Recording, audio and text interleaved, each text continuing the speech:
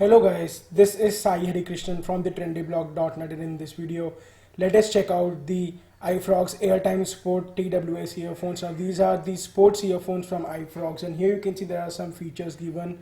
It has IPX5 water rating, and here are some touch controls of this earphones.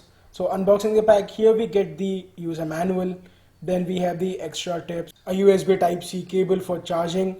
Then we have the charging case in which you place your earphones. So this can be also charged wirelessly. So you can see to the side we have the USB Type-C port, and to the back we have the wireless charging pad. So you can place this in your wireless charger and it gets charged. So here is the earphones. They look quite cool and have a sporty look. So these have ear hooks which can be fitted in your ear. The white LED on the charging case shows the amount of battery left in the earphones. So when you turn on the earphone, you can see it's in red color, and when you take out this earphone from the case, this gets in pairing mode. So this flashing LED means it's in pairing mode. You can directly connect to your smartphone and you can pair it. In terms of sound quality, these earphones have good bass and vocals are also clear. The volume is loud.